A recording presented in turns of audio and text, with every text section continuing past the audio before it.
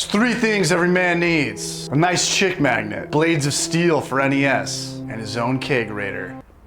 Now cut it.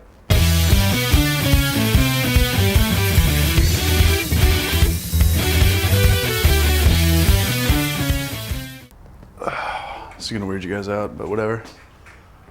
That's a great way to start it. Yeah. What's going on, guys? TH, Chris from Battle Mage, co-owner, co-brewer, co-janitor, all that shit, yeah. Co-busboy. What are we doing today? We are converting a fridge into a kegerator. There's a lot of kegerators out there, $700.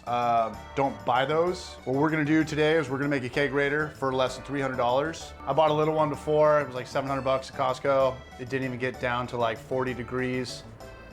I tried to get my money back and they escorted me. Here's what we're not doing today. We're buying one of these. Here's what we are doing today. We're making a fucking kegerator. It's a buyer's market. Homebrew stuff is now cheaper than ever. A lot of people get over it real fast after they realize it's a lot of work. Some dudes get DUIs and their wives force them to sell their stuff. Well, now it's in our favor. I'm gonna make a kegerator today with 2 hat handles, but you make it with 1 or 2. It's your call. What do we need?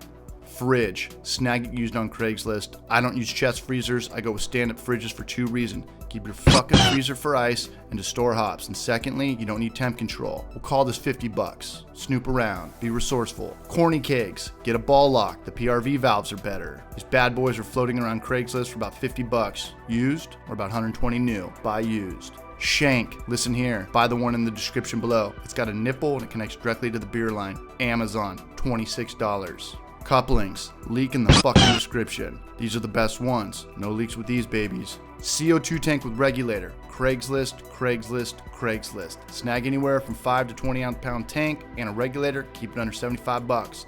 Booyakasha boy. You sweet boys out there. Drip tray. This is up to you. It's your call. Completely optional. If you pour perfect beers and don't spill, you don't need this. If you're like me, snag this in the description below. Drill with spade bit. You should already own this, so I'm not going to list this in the description below. Spade bits. Snag either 7/8 or 5/16. Some form of sealant. They all work. Bubble spray for bigger holes. Silicone. Caulking guns. We'll call it 5 bucks. 6 feet. 3/16 inner diameter beer line. Link in bio. 6 feet CO2 hose. Link in bio. All this should be done for no more than $300. We got the ingredients. Now let's put it all together. Steps. 1. Unplug your fridge. There's a 99% chance all the coils are in the back of your fridge, but I cannot account for every fridge in the world. I've made dozens of kegerators and I never hit a coil on the side or in the front. This is just a precaution. And then when you're all done, plug your fridge back in. If you buy a used fridge, there's probably a bunch of drawers in it. Take them all out. Okay, now how are we supposed to support all of this weight? I've used cinder blocks, wood, and bricks before, but honestly, books work the best. And who the hell needs books anymore? Just go on our Instagram and creep on our shit. P.S. These books support 4 5-gallon corny kegs. Putting your CO2 tank on the outside means more beer in your fridge. Find a good spot on the door. I usually drill in the same spot every time. If the spade bit doesn't work at first, drill a pilot hole with a smaller bit, then get the big one in there. Put your shank through, wind it up till it's airtight from the inside. Time to drill our CO2 hole. Just make sure when you drill this hole, it goes into the fridge and not the freezer. Hashtag LOL. Look at that hole.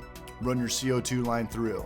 Connect it to our gas in disconnects. Fill up your hole with sealant. This shit will take up to about an hour to dry. When it gets on your hands, it sucks. Drink beers with your dad, even though you didn't invite him over. Snag your beer line, connect it to the nipple on the shank. If it doesn't work the first time, dip the beer line in about 130 degree water, wait 10 or 20 seconds, and then it should go right on there. Then connect the other side to our beer out disconnect.